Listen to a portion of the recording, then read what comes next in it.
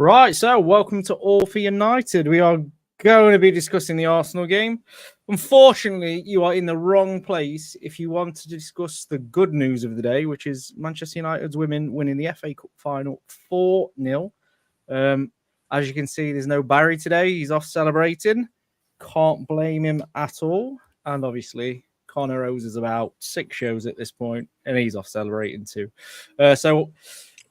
I mean, big congratulations to them. It was a wonderful performance. I missed it, unfortunately, because I was out having dinner. Really, I mean, I managed to see the Ella Toon goal. Great goal. And the video on All for United Women from the back is absolutely amazing. It really is. Like, so if you don't, obviously, most people that come on here or know All for United Women already, go and give it a watch on the Twitter. It's absolutely amazing. Evening MT. Be interesting to see what you made of the game today, my friend. Obviously, please like and subscribe. We're near 7.5k on the channel, which I feel like I need to point out. So we're hoping to hit that soon. I'm going to be cheeky. Like and subscribe, share, and see if we can get there for the end of the season or at least the FA Cup final. That would be great. So yeah, I'll be honest. I missed the first half today. I got invited out for dinner. I thought that was a better prospect than watching the football, so I went. Managed to catch the second half. So, John, just give a little sum up of what you made of the first half. Tell me what I missed. Was it important? I don't think it was. I think the structure was overall a bit better today. We weren't as open up or exposed, barring their goal, and we'll come on to Casemiro and that, not being in line with the defenders, being slow to get back into line, that kind of thing. But I think the game, I wouldn't say there was any particular difference between first and second half, barring they scored. I think overall, say you brought Amrabat in and he played Ahmad on the wing. I thought we played better. I felt today we controlled the ball a bit better, and maybe on the day if we'd been a bit more ruthless in front of goal. I personally think the way Arsenal set up, they almost were conserving their energy. They could have easily won 2 or 3-0 if they really wanted to, but I think they just set up to keep hold of what they had. It wasn't a great performance by them by any means, but they got the result. Whereas for United, I think it was perhaps the best we could have hoped for in the situation. I think it's unfortunate that it's the type of game, if we had someone like Bruno Fernandes, I personally think we wouldn't have lost today. But it's just one of them. It wasn't a disaster. It's what we are, I guess, at the moment, a depleted team. But overall, it was, I think Arsenal probably deserved to win overall, but it wasn't. It was an exhibition game more than anything, I thought. Yeah, I wanted to ask one question. Penalty that I've missed/not missed for you, John? Penalty? No penalty? Which tackle on Ahmad, apparently, from Party. I think he just got a touch on the ball. Touch on the ball, yeah. To be fair, I've seen a lot online, and they've said that there was a slight touch on the ball. Andy, what about you? What did you make of the first half? Was you happy with the performance? Was you concerned? Did you see an improvement? Obviously, it's not hard to improve on what we saw at Palace, but did you see an improvement overall? Do you agree with John? Was it a little bit more? Maybe Arsenal were taking the foot off the gas, saving energy a little bit. What did you make of the game? Yeah, I thought Arsenal were in sort of second gear. If that, it was a very easy performance for them. I thought we did look a little bit more solid with Amrabat in front of the centre backs, which is what he should have done at Palace, in my opinion. So it definitely showed us that there was a lot more hustle with the boys. But as John said, it felt like a friendly to me. But if we was a little bit more clinical in the final third, decision making a little bit better, we could have probably got some out of the game. But we definitely missed a player like Bruno knitting together. It felt like they were kind of stuck when it got to the final third. They didn't know whether to stick or twist, sort of thing. Do you know what I mean? So they were pinging it around, didn't know whether to cross it in. So yeah, we definitely missed Bruno today. There was an improvement, but like you say, it couldn't have got much worse than Palace, could it really? I mean, if it would have, genuinely don't know what my reaction would have been. So it's a bit of a blessing, to be honest, that it was only 1-0. But to be honest, I'm quite positive. From what I saw in the second half, I do feel like Arsenal did take the foot off the gas a little bit in terms of they didn't know themselves. Should they go for it and try and kill us off, or just protect that? We've got the 3 points we need to keep the title race open. So they sort of dropped off a bit. I feel like we should bring these comments up because they're fantastic. Good old Barry. Boys and girls, I know you're sad. We won the FA Cup. We certainly did. To be honest, that's what I'm on. Like I'm not. I don't care too much about the men today. For me, I'm having a. Well, we've got to pray and hope, John, that the men take a little bit of. What we need for that is, Dan, we need Barry to do one of his inspirational poems. Yeah, we need that for the men's game. The men need to take some information. For women, maybe it'll work for the men. They need to take some inspiration from the women's team today. I mean, they were favourites, I would say, but they played fantastic. And to win an first FA Cup 4-0 as well. But unfortunately, Barry, we've got to discuss the men. One player I wanted to sort of touch on before we go anywhere else. That's Casemiro. Now, I feel mightily sorry for Casemiro at the moment because Jamie Carragher said at halftime in the Palace game, shouldn't be there. His manager's sort of leaving him out to dry. And then he went on to concede 2 more goals that are his fault. We saw the goal today. It's his fault. There's no way of looking at it. We probably shouldn't have lost the ball as quick as we did for the ball to come back, but he's jogging. He's simply jogging back into position, and he plays the man on side. I guess my question is, I'll start with you, John. Do you have any sympathy for him because he's playing centre-back, or is he experienced enough that he should know to be able to play the position? Obviously, I'm going to say straight away, the criticism's going OTT already. There's people saying that he's one of the worst signings Man United have ever had, already forgetting that he qualified us for the Champions League last season. And if we would have brought a couple of players in for, like, specifically for him in midfield, I think he would be better playing in midfield where he belongs than at centre-back, if that makes sense. So do you have a little bit of sympathy for him? I think...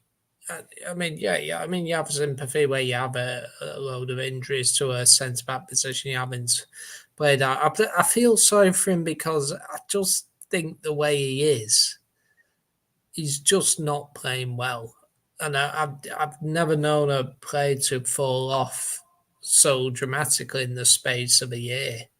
I've never come across. Usually, there's managed to go out. For example, Wayne Rooney, you could see that he was declining, but it was over. It wasn't like an instant thing. It was. He was declining over a 2 to 3 year period.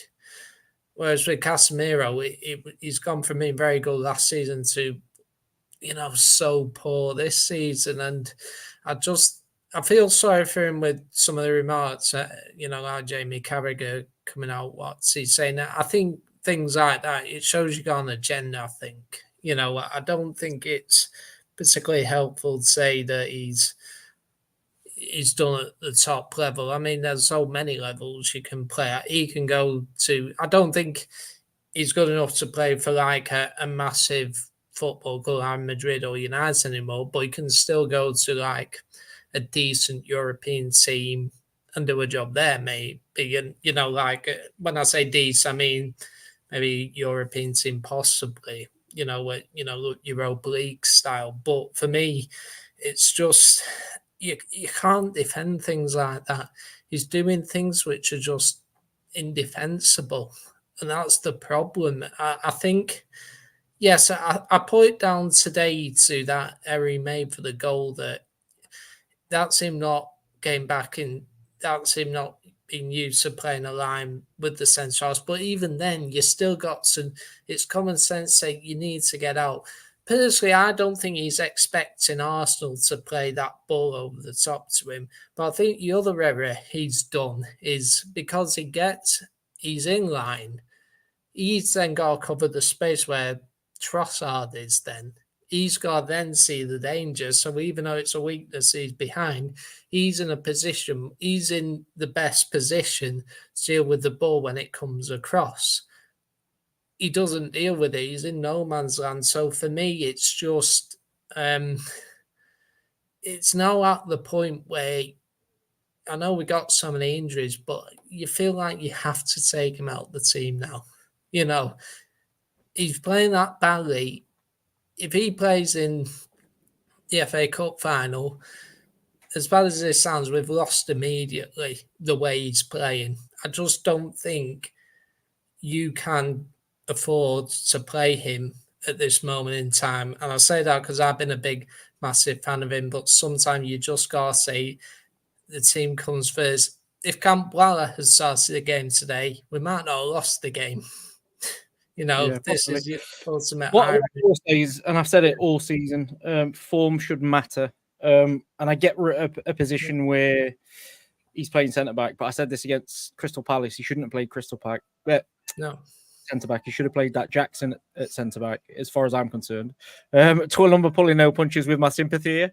He's calling me a sympathy simp. It's fighting words, but he does follow up with 300k a week. I feel no sympathy for anyone. Period. I think the problem with him Completely is, agree, to be fair. I think the Completely agree. problem with Casemiro is it's one of them, your feet goes before your brain, I think, because he's lost that half a yard or a yard, whatever. Yeah, but he's not using his brain hasn't intelligence. slowed down.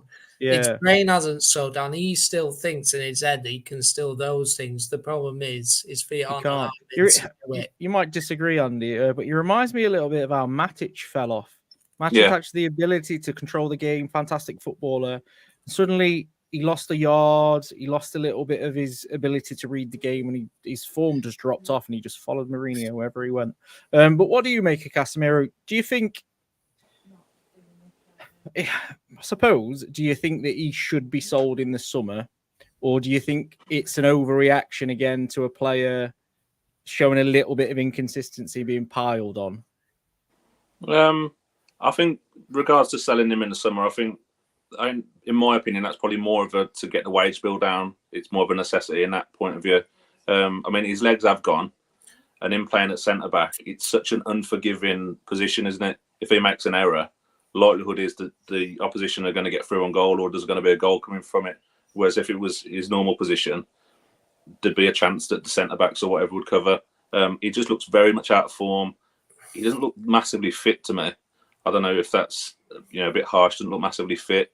And just for someone that's that experienced, that goal today, you just can't do that. I don't think it's very lazy for someone in his experience. But it comes from the out of form. He's low on confidence. He just looks like in the Palace game. He looked like a beaten man. He looked just so downtrodden. But he's playing out of position, so you have to give him a little bit. But I think games like the goal from today, that's inexcusable for me. Yeah, no matter what position you play in really today, that's just the basics. There's some really good comments in the comment sections that I've starred because I want to discuss it later. Twilumber saying that Bruno will come and save us like he has in previous games. We definitely miss Bruno today. Big time. Just keeping it on Casemiro for a second. I know John agrees with me here because we've had this discussion previous. I think selling Fred was massive to the downfall of Casemiro. And this is what I'm saying if we brought in a player next season that's got legs in the midfield that could cover that tiny little bit for Casemiro so he could roam a little bit more and so he's not just the last line of defence, do you not think that he could find a little bit of form? It's one of them where it's very much like the defence for me. The defence is sort of hung out to dry a little bit because we don't track back as a unit. And then we started to lay the blame at one player's door, and then it turns out when the player leaves Man United, they're not actually that bad. It's more the issue we've got in. So, do you think he's some of it is maybe that he's missing the right sort of midfielder playing next to him? Or more importantly, like me and John were saying, around him are helping. Well, do you think we miss Fred? I used to love Fred. He's a bit like he's never going to win the most glamorous footballer, is he? But his energy and he just never stopped. And like you said, I think that would help Casemiro massively because he'd be doing the running that Casemiro didn't have to do. Do you know what I mean? I think with Fred also, okay, could be a miss. It was it was like Russian roulette with him at time. Will you get a good Fred or a bad Fred today? But he could play in games against big teams and do a job. You know, like I remember the City game in January last year. Like he practically out De Bruyne out of the game for much of it. You know, and this is the thing what Fred did. And even last season, like Fred, he had quite a good season. He was even scoring goals, Fred. You know, you know, and I think that with hindsight, I just don't understand why. I get the need to replace him with someone better. If you got someone with energy, but who also had the ability to control the flow of the game and possession, although I think Mainu does well. But then again, you could argue it. Then the other flip side is, well, Mainu learn more from like Casemiro last season when Casemiro was better. So that's the other factor you got to put into it. I think Mainu is capable of the energy and controlling the ball, but I just think that we've replaced Fred with Amrabat practically, and Amrabat, I think he's not been great, but I don't think he's been. I would have liked to see more of him to give a better qualified opinion, because we haven't seen that much and we can't really say whether he's a good or a bad player. But you sort of say with Amrabat in the midfield, we had more control. We controlled the tempo a bit better. And I just think that, yes, Casemiro does miss someone like Fred in midfield, but I also think would that have prevented the decline that we've seen? I'm not sure it would have done. I don't think it would have been as bad, but I don't think it would have been great either. So it's just one of them, isn't it? So, but we definitely miss Fred, definitely. So NT sort of agrees. Maybe we should have kept him for one more season and then moved him on. He would have been useful for us this year. Obviously, with injuries as well, I think that definitely would have been the case. I know they've been more defensive than midfield, but I do think it would have helped. Box with tweet of the century, comment of the century, absolutely spot on. I said on the show the other week that Rice is the best midfielder in the league. I'd quickly changed my mind and said it's actually probably Rodri. But they're both right up there. If Arsenal win the league this season, they've won it because they added Declan Rice to the team. Yeah.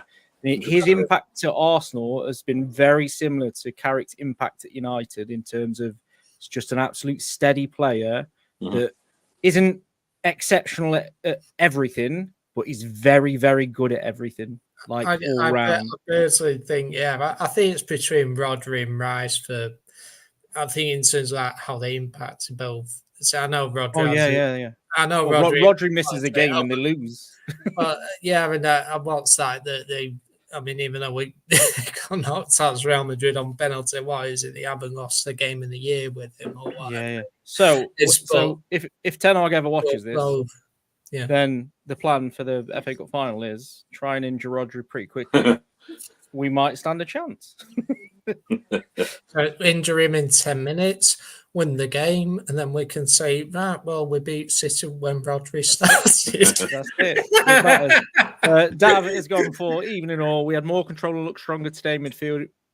Bruno with the class finisher, maybe using a false line with face two wingers or leave him out.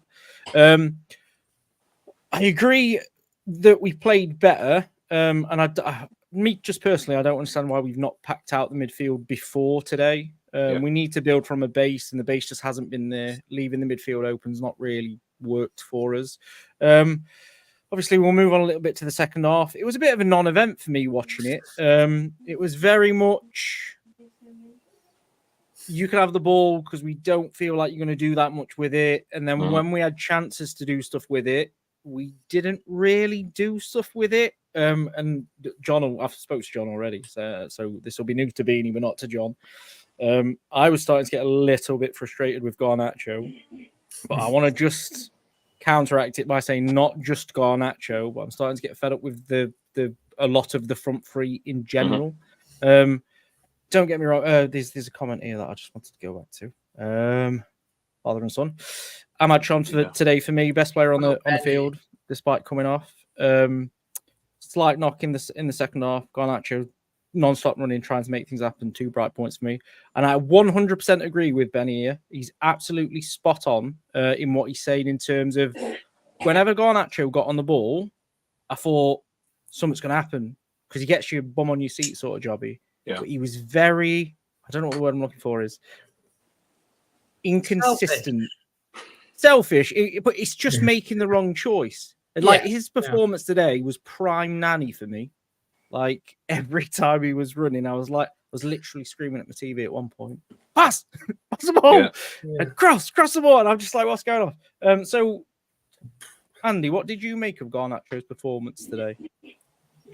Pretty much exactly what you just said. I thought he had Ben White on toast, to be honest, today. And you could have just kept running at him, and White was just nowhere near him. But it's that end product for me. And I think he's done it too much this season for my liking. Like you have the magic moments with him, obviously, because he's a great player. But his decision making, when he kind of does the hard work, and then there's very simple sort of balls he can play, and he tries to pull it back, he tries to shoot. I don't know if that's his age. That's obviously an inexperienced thing, but he isn't the only one that does it. A lot of them look for the Hollywood moments. Like in those spells, it feels like we're a team of individuals that are trying to do it themselves when there's easier ways around it. Do you know what I mean? Like there's loads of times Wan-Bissaka had it on the right. It's like just cross the ball in, just fire it in. Do you know what I mean? Something may happen if you just fire it in instead of pulling it back and giving it to Ahmad for him to recycle it over and over again. Sometimes just do the simple things. But yeah, the decision making winds me up to another level when I watch him sometimes. Garnacho is great, but I think if he sorts out the decision making, I think he can be very special because you'll have a lot of assists, you'll have a lot of goals. And like I say, he doesn't stop running, does he? He's got an amazing engine on him. He just needs to get better in those moments for me. What about you, John? What did you make of his performance? I'm just going to throw a couple more comments up before you go into it. Box saying, is Garnacho ever going to be coach? Which is basically what Andy's saying here in terms of someone just getting him on a training pitch and saying, right, get your head up. You can see there's a cross there. I could see the frustration from McTominay and Højlund at points. He just didn't know where to run and when to run. I'm not just blaming Garnacho because they all do it. And then trying to think, we'll go for this one before you comment, John. He's young, but he's got a bit of an ego to his edge. Doesn't always look to play the best ball. Too greedy, too many theatrics. What do you make of them comments, John? Do you agree? Yeah, I would agree. I mean, I think the first half Garnacho looked the most likely. There were a couple of moments where I think he did look to pass. I remember, I think it was towards the end of the first half where Rice showed him the byline and he managed to go past him and he tried to pull it back and Raya saved it. But for me, that was good. I think he was. I think it was worse in the second half in many ways. I think he was, like you say, there were just some moments where he was looking to shoot where I wouldn't blame him. But I mean, there was that chance where he got the ball around the D and he curled it. It was miles past the post. I think the problem he has is that he's always like desperate to score a goal. I can't remember the last time he scored. I think the last time was Chelsea, was it? And that's over a month ago. And I think that now because how many games is that now? 6, 7 games maybe since then. So he's starting to snatch at things. Maybe, and he's. I mean, the other thing I notice with Garnacho, whenever he dribbles with the ball and the defender makes sack or he shoots wide, he constantly does that. Like, it's just like, no, you should be looking to square it or whatever, or shoot better. Yeah. And there was one moment in particular I picked out that you're right about Ben White, that he took it past him. And it was that shot he had where he hit the side netting. And I was looking at the where the position of, I think it was Soyland and McTominay, I think, and he shot to Sinet and he took it past him. Now that's a scenario where I would, if I was him, look to put it across, because both Hoyland and McTominay were on the last defender. Whether they're marginally offside or not, I don't know. However, if he puts that into that area, you got to think, what's the thing that Arsenal defenders least want? That's for you to drag it across the box. If there's anything, they might miss it. They might get their foot on the end of it. You might get an own goal. It might be that Ben White blocks it and you get a corner from it, But that's a scenario where you put it into the box and see, and then you're saying to Hoyland and McTominay, get a slide and you might have an equaliser. And that's one moment with him where I felt like he could have done it there. There might have been other examples, but that was one in particular where I thought, why didn't he do that? He is young, and I'm sure he'll develop that, when to pass, when to shoot eventually. The problem we have is, though, with when Ronaldo was doing it, he had the people around him to tell him, and they used to kick him in training and everything. He felt eventually he learned to do it. It took him 3 years, but eventually he did it. The problem with Garnacho is there's hardly anyone who's going to do that with him. And this is where I think he will get better. But you got to have the characters around you to teach him and tell him. I heard today, well, maybe Bruno would have had a go at him today. Well, let's be frank. He's been doing it when Bruno has been playing as well. That's the problem. Yeah, the thing I would say, John, is they've all been doing it. So it's not, I wouldn't say it's just a Garnacho thing. I think Rashford's guilty of it. Anthony's been guilty on it. Hoyland's been guilty in a different aspect of, I just think his hold-up play and his movement sometimes isn't the best. I think he leaves a lot to be desired when he's on the ball. So when he gets the ball passed to him, he doesn't do enough with it. Benny's made another really good point, and this is the sort of stuff we're talking about here. Garnacho also needs runners across the front stick, too many forwards static in the box, no clever movement. And then Dav again here, to be fair, he put in a few great crosses, which he did. I can remember that he put 2 in that were really good and there was no movement. But they're on the heels a bit, weren't they? Well, I think it comes from the fact that you just don't know what they're going to do. Well, that's the other thing. The strikers don't know what's happening. Cross it. Is he going to shoot? Well, suppose the example is, well, yeah, you should, if you're the striker, you should nonetheless be in a position to do it in case he does.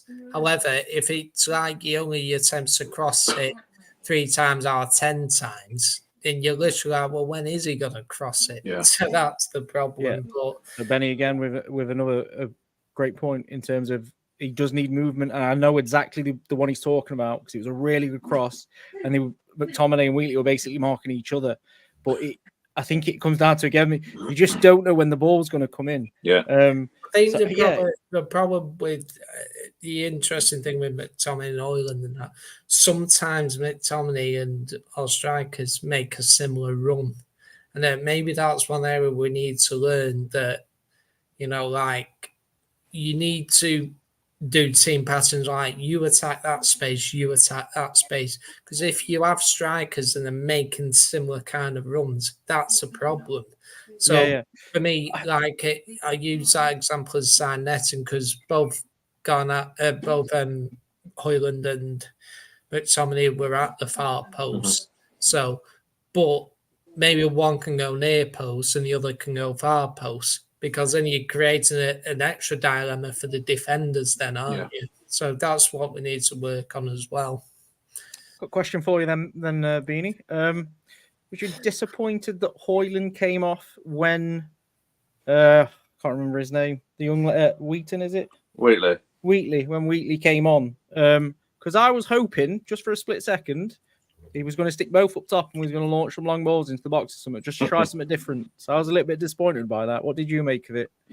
I mean, I don't think Hoyland played very well, but it would have been nice to see a different tactic. I think he's very black and white with his substitutions, though, isn't he? He's very like for like, and he doesn't seem like he likes to roll the dice much to try new things. I didn't think Hoyland. I haven't thought Hoyland's done much for weeks, to be honest. The jury's out for me a little bit on Højlund. Like you say, his hold-up play at times today was shocking. Well, to be honest, I think he's, in my opinion, he was playing against the best two centre-backs in definitely the Premier League at the moment. Maybe he just has to do better with it when he gets it, though, doesn't he? I've seen him be bullied a few times this season by the bigger defenders. Happened against Bayern Munich. It's happened against Arsenal. But John, I do feel sorry for him in that. And to be honest, I feel sorry for Mainu. I feel sorry for Garnacho. I feel sorry for Højlund and many others. We're asking a lot from them to be carrying Man United. It's not an excuse, but we're missing a lot of players and a lot of experience that we're missing as well. And we've got Casemiro at centre back, and Johnny Evans has played ridiculous amount of games. And honestly, looked injured again. Looks like he's playing for injury to be on the pitch. So I do feel I don't want to criticise them too much because the young men at the end of the day, so most of them are not even 20 yet. So we need to have. I've been saying all season about Chelsea. They put the trust in a little bit of youth, and it will reap rewards next season. I'm hoping that's the case this season.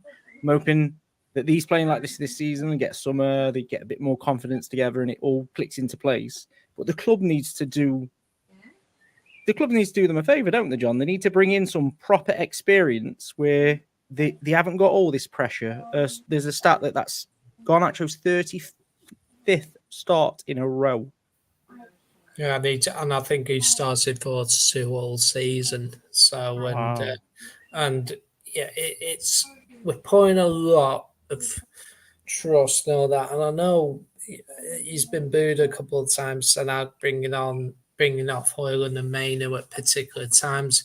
All that, but you gotta remember these are young players. You can't be relying on them all the time. And the fact they've played so many minutes, we know Højlund has been spells out. He's got to manage that.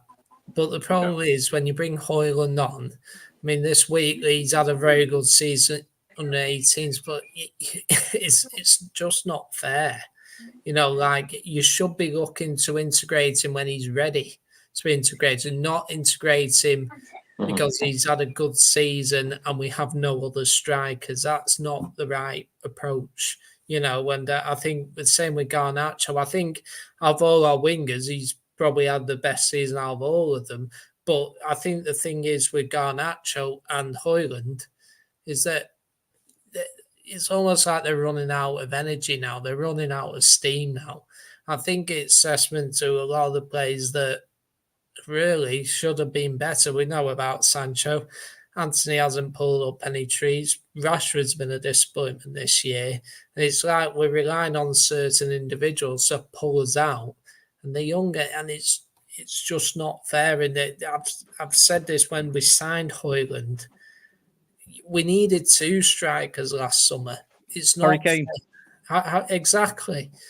Højlund would have been good if, integrating him playing like League Cup games and FA Cup. It's going to sound mental, John, but even if Martial could have stayed fit for most of the season, that would have been better for Højlund long term than having to rely on him every game. Exactly. Franz has made a point here in the comment section just before we move on from the wingers.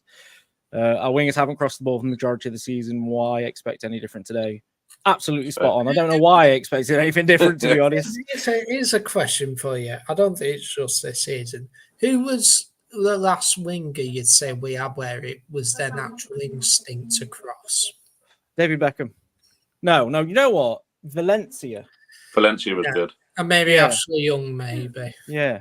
But it's been a few managers because this is not a now problem, is it? No. This is a 5-6 year problem. We've gone away from what Man United were good at, which would get the ball in, constantly attack. We sort of, I don't know, we've got to change it, but Box has put Valencia here, so I agree with that. Benny back with another spot on comment. He's jumped ahead of Charlie McNeil. Yeah, do you know what? He looks quite, for his age, he looks quite athletic, big, a bit more mature built, if that makes sense. So I think maybe he's one of them players that maybe could drop in a bit quicker, and they obviously like him because they're giving him plenty of minutes. Scar in the comment section. Box here on Højlund. Hoyland plays against his strengths, makes himself smaller when he's protecting the ball. He does tend to bend over, turns away from goal at times when he receives to his feet. I agree with that, but I do feel sorry for him because I saw a little bit of Hoyland at Atlanta last season, and he likes the ball in behind, and we definitely don't do that for him. It's one of the things that we really, really poor at, playing it behind.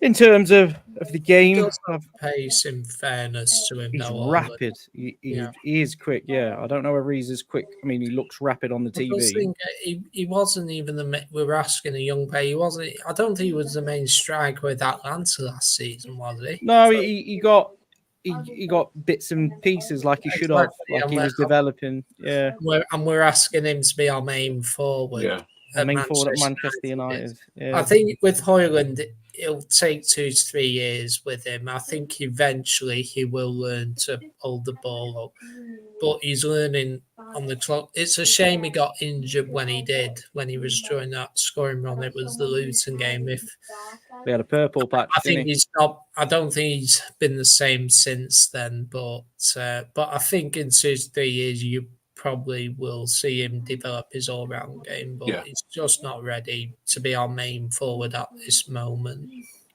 So, in terms of the season for Arsenal, I've got to say, it's just a personal choice, and people will disagree with me, I'm sure. I will be more upset if Arsenal win the league than if Man City win the league, and I get this the four-peat. But all it comes down to me for is respect. If Arsenal go and lift that title, they completely have my respect in how they've done it. They stuck with Arteta through 15, 20 games of not winning a game or whatever it was, one game in whatever. They've built sensibly. They've used youth. They've mixed the team. I would have a lot more respect for that than what we see across the city of Manchester.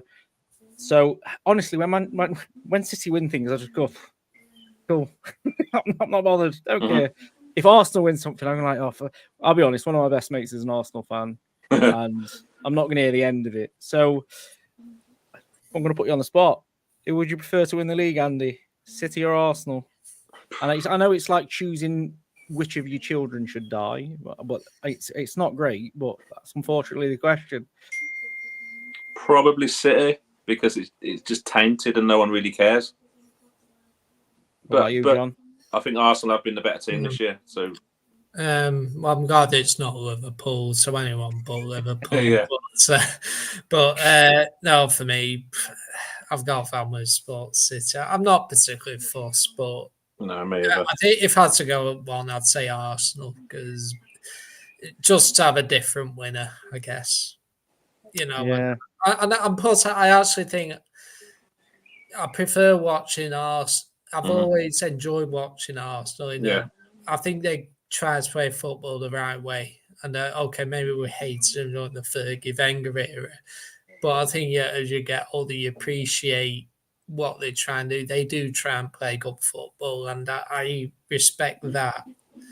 And I agree with you, Dan. It's about the way they've done it. They've scored lots of goals, and they're a good team to watch. And I rather pay to watch Arsenal than Man City. They just bore me to death with their they're very boring.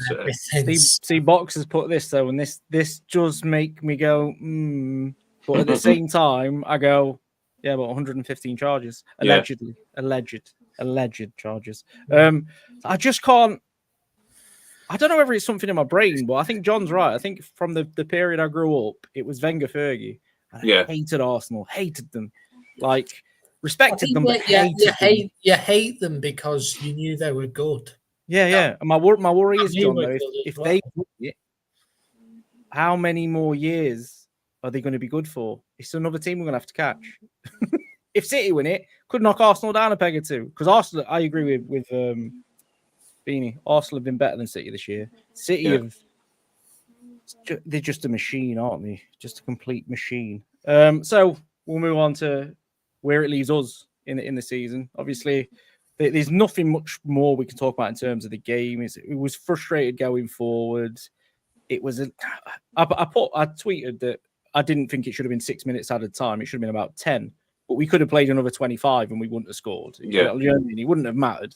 So our season, Beanie, we are 7th, I believe. 8th. 8th. All right, 8th. Not even in Europe anymore. Sorry. Then. So, would you prefer? You're gonna have to ignore the FA Cup final for this question because we could still get Europa League, obviously. But is there an argument to finish 8th, no European football, and it gives us a bit of a reset next season? 100%. Yeah. Why? Yeah. I just think less games, more time on the training field for Ten Hag or whoever it's going to be.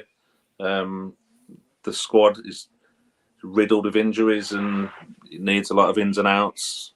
I don't think we're set up to be playing 3 times a week. I don't think we're handling it very well. I don't think we've handled it very well this season at all. And I don't think it'd do us any harm. Financially, it would obviously be a hit, but I think it's something that we'd be able to sort of swallow up. And in the premise that if we don't get it this season, then us not having it is going to push us on to have less games, and we're playing once a week, so we'll be a bit more of a steady team to get back into Europe. Do you know what I mean? So I'm saying this is a one-off, and a one-off season without Europe will do us good, I think. Yeah. What about you, John? Where do you see that one? I think it's a tricky one. I think the strength I've been, financially, you'd say you're better off in Europe. Yeah. That's why I want to win the FA Cup. But I think that the good thing about being out of Europe completely is it might fall Synios's hand because we won't have very much money, and therefore you might maybe a bit of a higher sell in the summer.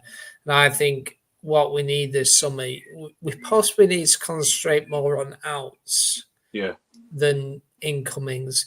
This is where I think if you were to get rid of somewhere between 8 and 10 players, your Varane, your Casemiro, your Ericssons and that kind of thing, if you concentrate on getting rid of them, plus maybe 1 or 2 like big names, like a Maguire, like a Rashford or something, that might be the base on which you build on, because then you can easily raise somewhere between 100 and 120 million. And this is where I think if we go out of Europe completely, you can focus on that and then maybe bring in 3 or 4 players who'll be used to, like, if you were to keep Ten Hag or bring in another manager, build from there. A bit like what Arsenal did with Arteta. Now look at them now. That I think if you look at it, focus on the outs and then play 1 game a week. As much it will depress me not having a game in the middle of the week, but I think in the long term it might be better off if we're out of Europe completely. Focus on outgoings, bring in 3 or 4 decent price players who will improve you, who are young and hungry, and then hopefully in 2 to 3 years we'll be able to bear the fruits, hopefully. But that's, for me, what might be best for us. But of course, it's better if we beat City in the cup final. It is, yeah. I was that's why I was asking you to disregard the FA Cup final. Personally, win the FA Cup, get Europa League. I wouldn't say he's overachieved this season, but the season would have been somewhat rescued if we can win the FA Cup and qualify for Europe that way. Well, I do think there's an argument that, considering all the injuries, the way we play football, we've not been fantastic this season. If that's our very worst season, that is better than 99% of the league's best seasons. Well, then, if you look at because last time we had a season this bad was 1990, and you look at the women today. The women have been poor in the league this year. We're in 5th place. We've had a poor season, and yet we've won our first major trophy today. Yeah. So it can definitely be something you look back. Yeah, Benny's jumping in with the away days if we qualify for the Europa Conference League.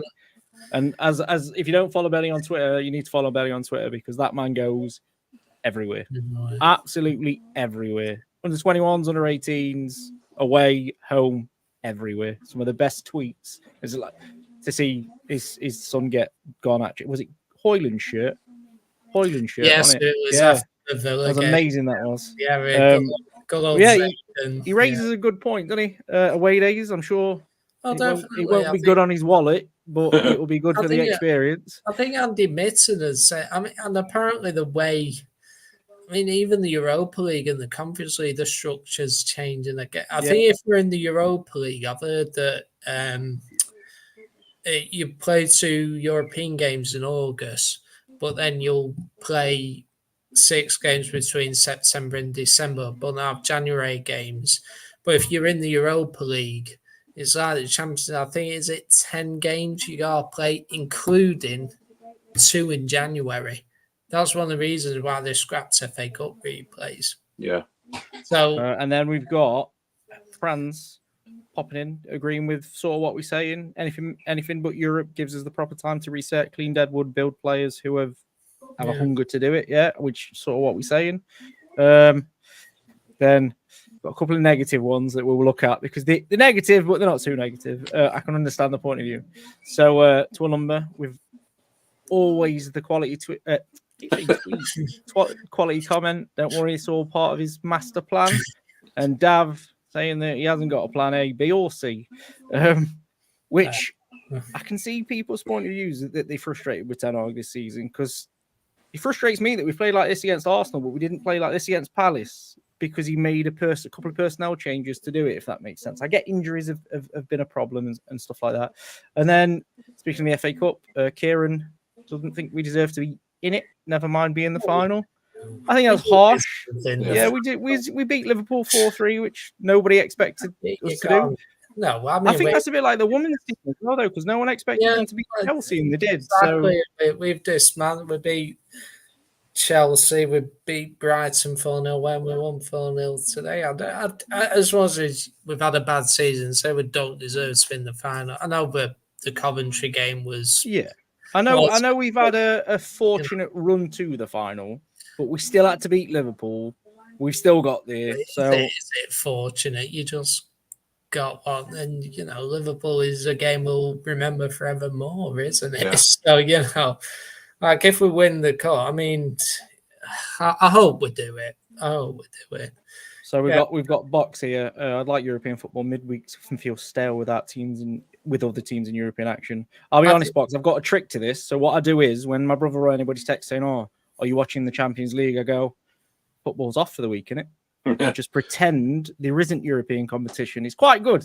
I've missed a lot of good games this season by doing that, but it's quite good. We've got some breaking news, actually. Man United have cancelled the club's end-of-season awards dinner, and they've claimed it's because they don't want distractions before the FA Cup final.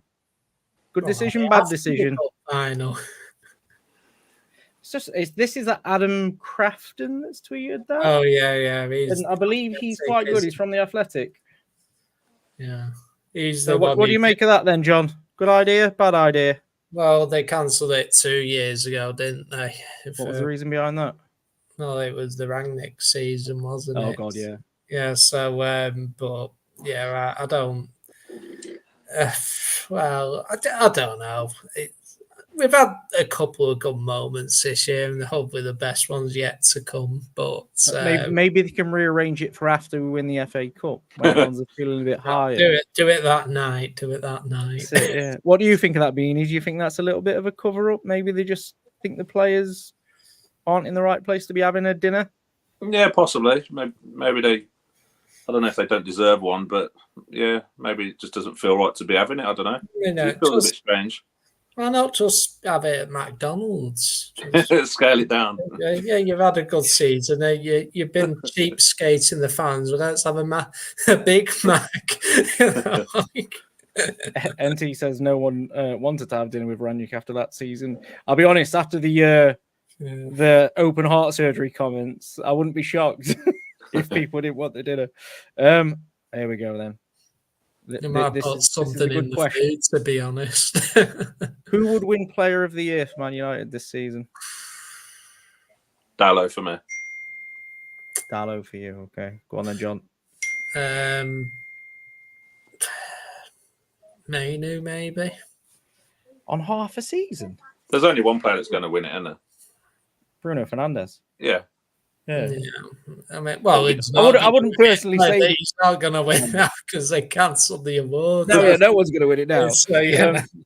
But I think Dallow's a fair shout.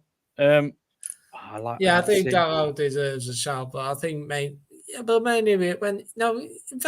he's been more than half a season. I think it was November he came back, wasn't it? So I think it's a bit more than half a season, in fairness. But it's got Kevin De Bruyne written all over it. That is 22 games, player of the season. McTominay maybe with his goal. McTominay for the match winners that he's done. Was it 12 or 14 points he's won us? Danny back with Dallow, player of the year. Yeah, I think Dallow's a fair shout for me. He's been very consistent. He's improved as well. Yeah, and he's got better. I don't know, going back to today's game, because that's what we was talking about. It's really happy that Wan-Bissaka, well, I don't know whether that happened in the first half, but second half, I was so happy that they'd switched. Because Wan-Bissaka's been tormented at left back for the last few weeks. It was a really bad decision to leave him there. I don't know why he left him there, but it was a really bad decision to leave him there. And then I like Boxer's shout on Maguire. I feel like he should get a special award. Just an honourable Johnny Evans. Yeah. Johnny Evans. Johnny Evans is another one. Johnny Evans. Okay. It's not all been bad. I mean, obviously, I will probably do an end of season reward and quiz again like we did before. So we'll discuss it more at length then. But it's not been a great season, but you can pick some positives. It'll turn into a decent season when we win the cup. Yeah, we're putting it into the universe. Yes. When we win the FA Cup. When. And none of this extra time penalties malarkey. Just a 2-0 comfortable win in the normal time would be absolutely fantastic. I did see, and I just wanted to ask your gentleman's opinion of it, because we're getting close to the hour now. We've been apparently, I don't know how true it is, it's been reported across a few. I wouldn't say they're the best journalists in the world, but they do sometimes get stuff right. Apparently, Benjamin Sesko's agents was at the game today, and he could possibly be someone we're looking at in the summer. Now, we looked at him before we got Højlund, and he went somewhere else. We was too slow yet again in a transfer. Do you know much about him, John? Do you rate him? I've seen bits of him.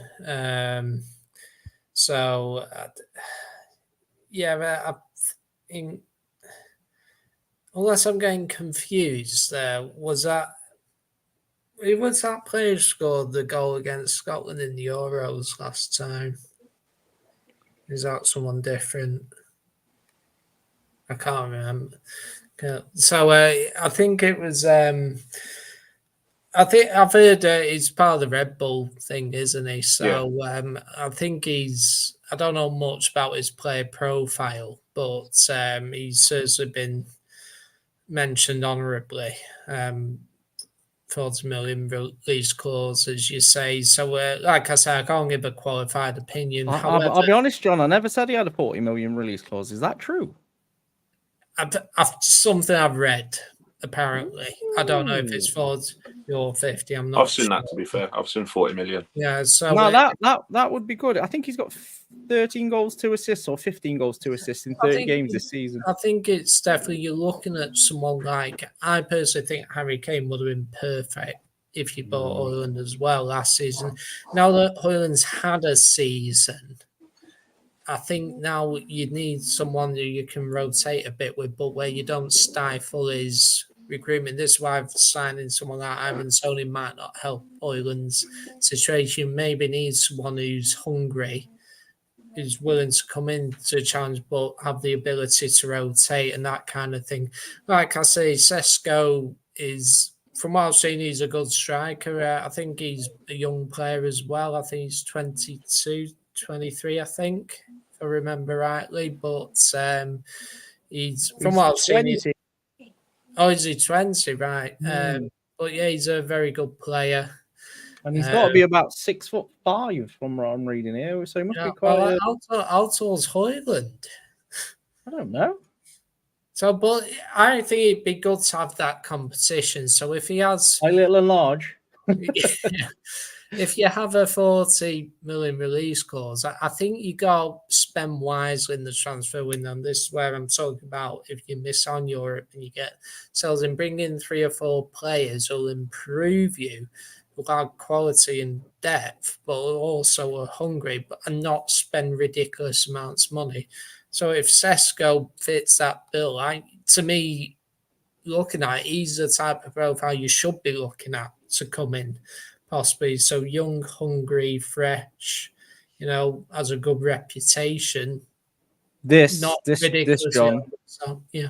This is a wonderful, wonderful question, especially with me on the show, because I'll admit at the start of this season, and Yeah. I'm quite happy to admit, I said this man was the worst striker in the Premier League, and why anybody would have him in the fantasy football team is mental. Now I've got him on my fantasy football team, and he's been absolutely amazing this season. My worry would be, is it a one-season wonder, or is he as good as he has looked this season? Would you take Solanke, Andy? I don't know. Could he do it for United with the pressure that United bring? It's a bit different, and it playing for Bournemouth, knocking in a few, and then I'm not sure. I mean, wasn't it at Liverpool at one point? He was, yeah. At Chelsea as well. Good money for him as well. Yeah, I don't know. I don't know if he just found his level with Bournemouth. He's had a good season though. But yeah, I'd want better than him, to be honest. My other question would be, Andy, you go first, and then John.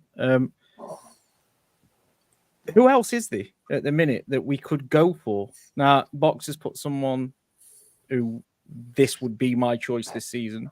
But is there anybody off the top of your head that you think, yeah, I think we should go for them? What, striker-wise? Yeah. That would really could lead the line for Manchester United? Probably not. Not off the top of my head without giving it some thought. I mean, Kane's the obvious one, but that's not going to happen. They're just slim pickings. Yeah. What about you, John? Like I say, I don't think there's anyone. I love someone like Ollie Watkins. That'd be the dream for me. If we had the money, I'd look at him, but we don't. So I think, looking at it from a small market point of view, not having to spend ridiculous amounts. That's why I think Sesko is someone who I've heard of and watched a little bit of. He's one for the future potentially. And this is what I think we go look towards. But I can't, when you think back to years ago, none of us heard of Javier Hernandez, have we? Or even Chicharito, or even Solskjaer back in the day, not 1.5 million.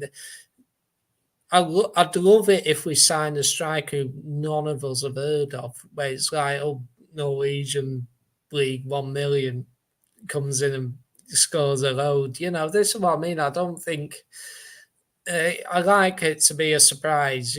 There's always talent out there, and there's always someone who can do the job and you can get value for money for. But Sesko's the best I'm aware of. I don't know anybody else in particular, though. I don't know what the free. I'm a huge fan of Isaac from Newcastle, but I agree. He's very good as well. Yeah, Newcastle are going to want it cost a lot, 100 million for him. Yeah. So I just can't see us doing that outlay. It's the same with Solanke. I mean, how much will Bournemouth ask for?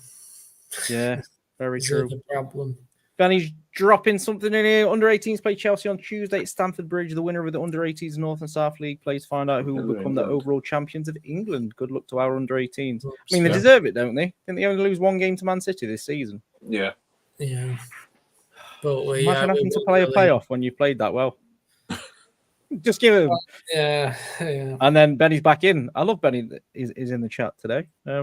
We feel like we need to get him back on the show. He's scored a lot lately, have I? No, Arvin Tony's come back in, hasn't he? And he's been a bit barren since he came back in. I think he had a little bit of a patch, didn't he? But he is a very good player. Yeah. Another very good penalty taker. Wonder if he's put a bet on who will go to. So we're hitting pretty much an hour, which is what we aim for.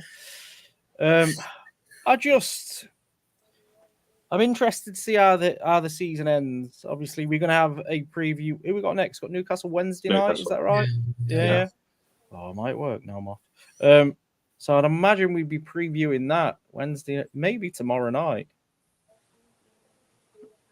I'll have to get in touch with the gaffer and see what he says. But he'll either be tomorrow or Tuesday. Barry's on the piss. Yeah.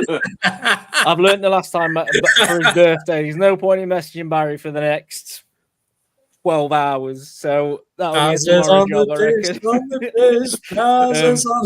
I mean, they deserve it. The way the lads have followed the women's team this season has been immense. And honestly, I've watched a lot of AFU women this season, and some of it has been fantastic. So I'd imagine that FA Cup celebration is going to be. By really the way, good. I should point out Chelsea at Old Trafford, the women's team, next, I think it's Saturday, Yeah. So next Saturday, the women will be playing Chelsea at Old Trafford. It'll be Emma Hayes' last game, and I'm sure, no doubt, they'll be parading the trophy there. So, and I'm sure there are tickets on sale. So if you want to take one last trip to Old Trafford this season, the women are playing at Old Trafford. And am I right in saying that if we beat them, we can stop them winning the league as well? Yes, but that will be City. But I mean, it is crazy. They're everywhere. Yeah, well, the crazy thing is that last Wednesday last week, Chelsea lost at Liverpool, so it was in City's hands. And then, then City lost at home to Arsenal with 2 late goals. Yeah. And do you know how I know this, John? Because I was top or second of the predictions league. And ever since I was second, just like when I was in the fantasy football league and I was top, I've absolutely shit the bed. And now I'm like, I've not had a single result right since I went joint top. Mm-hmm. Literally every single one wrong. So, so yes, it's going to go to the final day, I think, because I think City is still a City 3 points ahead. I can't, because Chelsea won 8-0, and then the goal difference is narrowed, hasn't it? Yeah. The goal, I think that might be ahead of City now. But Chelsea have to go to Tottenham midweek. So, and I think they have to win that. I'm not sure whether that puts them level on points with Chelsea, or whether that puts them on level points with City, or they'll go above them. I'm not 100% sure about that. So, trying to work it out. But either way, Chelsea might be lifting the WSL there. Do we want to help Chelsea win the league or City win the league is the question. So neither. Yeah. Let's just win the game and pretend it never happened. Yeah. Right. So please like and subscribe. We're aiming to hit 7.5K by the FA Cup final. I think that's fair. If we get some retweets and stuff going, I reckon we could do it. Where we put in the effort, we make the content. I've got one more question. And it's a big question, and we'll end on the question. So I'm just having a little look at the table out the corner of my eye, and we can finish. If we was to lose to Newcastle and Brighton, there's a chance that we could finish quite incredibly 10th. I don't think we can. Well, we can. West Ham can go above us, and if we lost our 2 games and Brighton won their 2 games, West Ham's final game is away to City, though. But I'm just saying, hypothetically, and Brighton would have to beat Chelsea and United. I fancy that to happen, mate. What position? If we finish 10th, is Ten Hag's position untenable? Or does he get another season no matter where we finish? Or I think the decision's made regardless. Okay, that's interesting. Then do you think he's gone, or do you think he gets another chance? I honestly don't know. I hope we keep it, but I don't know because I don't know. I think the problem is they probably will look to sack him, but the problem is their ideal candidate might not be there available. So by default, we might keep him. So the way he's talking is brilliant. Yeah, if Barry was on, he'd have loved that. That is brilliant. Likable. Yeah, I'm leaning towards they might keep him. But Do you I think they honestly keep don't him know. because there's nobody else? Or do you think they keep him because they believe that he could turn not it that around? there's anybody else, but the person they might most want might not be available. So Yeah. it's kind of like You what might as well can you- try it again. Yeah, just see. And he's got one more year. Let's just see, I guess. So I don't think it could go either way. They might have already said he's gone regardless, but I don't see. I think the issue is the hints I'm getting, like when you read stuff, if you read between the lines, is there a clear and obvious candidate? Because I don't think Ineos are the type to sack a manager unless they clearly have someone ready to go. And this is as much as we're saying Ten Hag's job is on the line. Surely they would have someone ready to go. It might be someone we've not even mentioned. So Yeah. I think honestly don't know. MT's Yeah. got spot on there, and he's saying that he thinks he's on how he speaks in the interviews. Otherwise, he's got a great poker face. What about you, Beanie? Because I feel like me and you are a little bit more aligned with this in terms of I don't want him to go, and I really hope it works out for him. But at the same time, it's getting more and more difficult as the weeks pass by. So where would you go with this? Do you think there's just not a candidate out there, we give him another chance? Or do you think it's time for a full, let's call it an Ineos area? So they bring in their own man, they start their own stuff in the summer. I'd be amazed if Ineos, with this new fresh start that they're doing, I'd be amazed if they're looking at him saying that he's the man to take us forward. I just don't see that. I think too much has happened this season. Tactically bad, substitutions bad. The way he's handled some players have been very poor. The candidates to replace him is a bit of an issue, but for me, that's not a good enough reason to keep him because there isn't better out there. Do you know what I mean? If he stays, he has to be staying because they think he's the right man for the job. Because if you give him like 200 or 300 million in the summer and then we get to October and we're still playing shit, have you then wasted the summer of 200? Because you've got to start all over again. I mean, I've seen a lot of rumours floating about on social media and that the last few days that Southgate is very close to being sort of rubber stamped and nailed on, and he's going to be free in the summer. I don't want that. I don't want that. The timing on this, Benny, was amazing because Benny. No. Andy said about Southgate, and he'd not even mentioned Southgate fully, Benny had popped up with this. No candidates out there, not being funny, but Southgate's an absolute fraud. He's close to Brailsford and Ashworth, isn't he? I think this is the thing. I do agree. I don't think they'll keep him permanently, but I'm looking at it. Will they make the change now, though? Because Southgate might be the candidate they look at, but is he ready to say go? But no, because he's got the Euros. So is he more likely to come in? Potentially be free after them, though, won't he? Well, but then it's kind of like the pre-season started. If England were to go deep in the tournament, the pre-season starts immediately. So I'm not sure with the chaos, all the changes are going on behind the scenes. This is why I think maybe for now they might just say we need some stability. Maybe keeping Ten Hag for now. I think there's more chance that we'll keep him. Yeah, because I'm one of them. I do agree if he gets the sack, it's his own fault. You know, the results, performances haven't been good enough. However, I just think on the balance of probabilities, I think it's more likely that he might stay for now and see how we do next season. But they might say to him, well, we'll keep you, but you've got to do better. You've got to do this and that and this better. And if it doesn't improve, then we will let you go. But for now, they might say, we'll sit by him. Well, then again, we could do a stream of the FA Cup and on it's breaking news. He's been sacked. So after Van Gaal, didn't it? I hated Van Gaal. I hope Ineos have a bit more class about them. I think the problem is I was listening to a podcast on this the other day that when Muppet and Phil Brown, have they actually told him?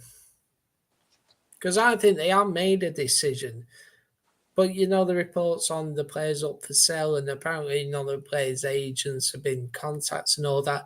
Are they making decisions and not informing people?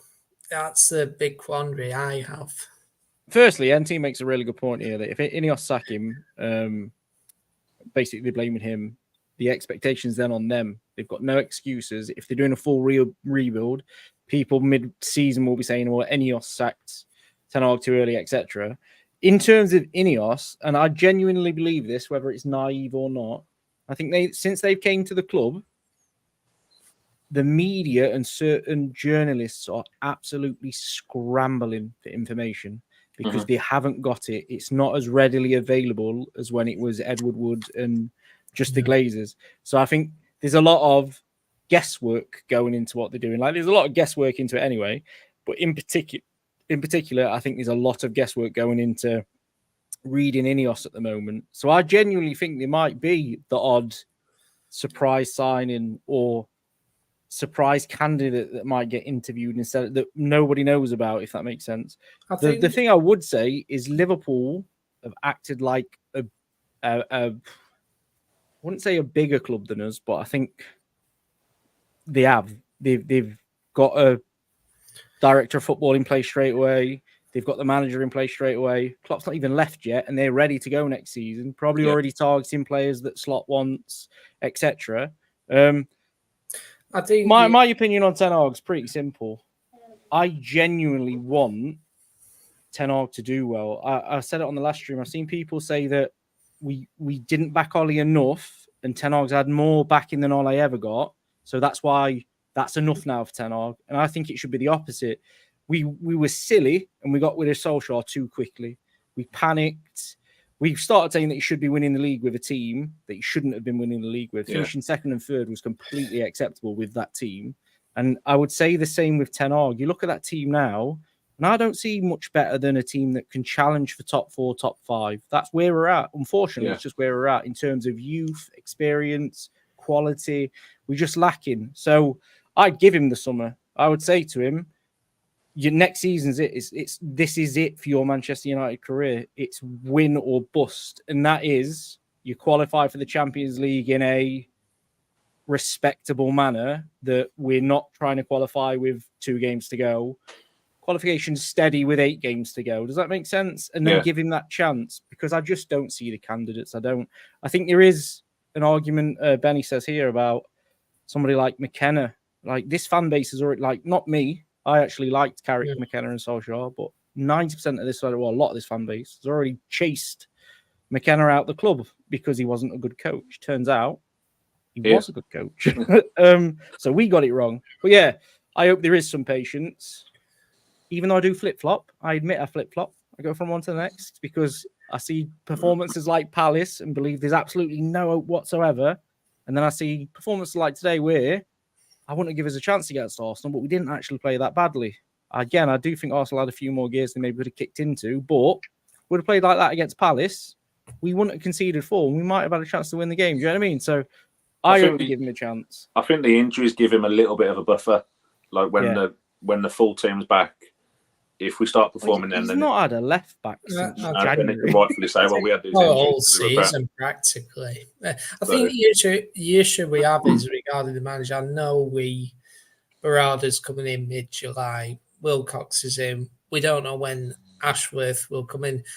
But you have to remember, I think most of the decision will be down to them. But you also got to remember, Barada, yes, he is coming in, but he's not employed by the club yet. He's having conversations.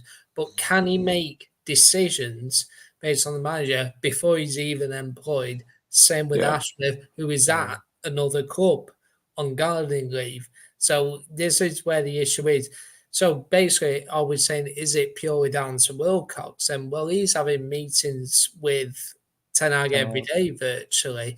So for me, this is where I look at balanced probabilities. Yes, his job might be on the line, but with what's going on above him, maybe for now they might just say, we'll stick with you for now, but if things don't improve early next season, you're out. That's probably the way I see it at this moment. Boxers just dropped up. I love this. This community is fantastic. Just randomly goes away, drops up. Latest manager odds. Tuchel, Southgate, Potter, De Zerbi, Zidane, Nagelsmann, Emery. Lopetegui's going West Ham, I believe. Yeah, and Nagelsmann's staying with Germany. Yeah. Zerbi's- Carrick is the only unbeaten Man United manager that I've ever seen in my lifetime. 1-2 drew 1. And was it Arsenal, Chelsea, Villarreal, or somebody like that? One of easy games, really tough games. I like, again, rated Carrick as a manager. Well, rated him as player, rated him as a manager. It's an interesting one. What are your thoughts on Tuchel quickly, actually? I'm really weird with Tuchel. I don't know. It's a I bit just like don't know what to make of him as a manager. I think Tuchel, it was a very Tuchel way of style that we played today, more so than maybe a Ten Hag style. But I think the issue with Tuchel, he'll probably only be here for a couple of years. Do you really want that? I don't think he's the kind of candidate Ineos. They're trying to. I think they'll try and remove egos, and Tuchel, he's got a little bit of an ego, and he probably will only be here for 2 years, and I don't think that's what we need at this moment. So for me, it's safe to say that Benny does not want Southgate. Now, I think Southgate gets overly criticised for England. Would I want him at United? Absolutely not. Not a chance. He's not for me. I don't think he's done a bad job with England. I don't think it'd be right, but I'd much rather Graham Potter at United than Southgate. Yeah, no, I agree with that. You know, like at least Potter plays a good brand of football, even though he failed. I'm not saying I want him, but it'd be better than. I tell you something. I wouldn't rule out Potter going to Nice and Nice's manager going to Ajax. Well, they've just qualified for the Europa League, haven't they? Oh, excellent. I think they've just qualified for the Europa League and they're still in with a shout of the Champions League. I think they might be 3 points off with 1 game or 2 games to go. What I was reading, and this is the last thing I promise, Chelsea could be in trouble in terms of qualification to the Europa League because of their finances. So I don't know how true that is. I've just read bits and pieces on it. Apparently, UEFA's rules are far more stricter than the Premier League's. So there's a chance that if they qualify, they might be told they're not allowed to enter. So I don't know whether that means that everything would drop down a place or whether it get moved to a different country or if it go off coefficients or what. But it's an interesting one. I hope it's true, but you never know. Right, we're going to call it quits there because we've done really well. We're on 1 hour and 17 minutes. Like I say, I'll have a word with the boss man tomorrow. We'll find out when we're back. We'll obviously tweet it, so drop us a follow on All for United on there. Beanie, give yourself a quick shout out, mate. Where can we find you? TikTok, MUFC Beanie7, shitting on Liverpool, lots of United content, and just all fun and bants. It's absolutely brilliant to watch. If you're washing the pots or something like that, honestly, some of the people on TikTok are unhinged, and watching Beanie deal with it rather than me is fantastic. Mr. Commode, it's nice to have you back on. Yes, thank you. A few more regular appearances from over there in Florida, which has been nice. Oh, absolutely, yes. It's just unfortunately with my work commitments. Sometimes I don't always have free weekends. I certainly don't have free weeks. But but no, it's been good. Back on, unfortunately, not result we wanted, but regardless, I'm more happy that the women did today. So big shout out to them again. Massive shout out to the women. To be fair, quality game. Like I say, if you haven't seen the goals, which I'm sure you have already, drop by AF, All for Women on Twitter and have a look at the goal. I don't know whose clip it is. But it is amazing. It might be Connors, but the curl that Toon gets on the ball. If it wasn't for Garnacho's goal at Everton, it's funny that they were talking about goal of the season for the women's team, and Tooney's had a couple, and they said, "Oh, there might be one later on in the season."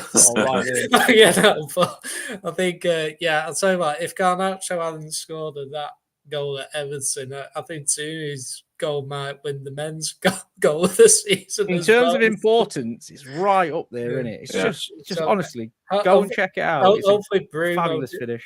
hopefully Bruno does something similar in the men's cup final as well. So. Yeah, and hopefully not just the men's cup final. For the last two games of this season, we need a little bit of something from him. Right, yeah. So we'll call it quits there. It's been a great show. It's gone. To be honest, it's gone absolutely rapid. Obviously, the gaffer will be back in the week. I'm sure I'll be alongside him. I think I'm on all early shifts this week, so it should be good. So yeah, we'll leave you with that. It's been an absolute pleasure, and we'll see you on the other side.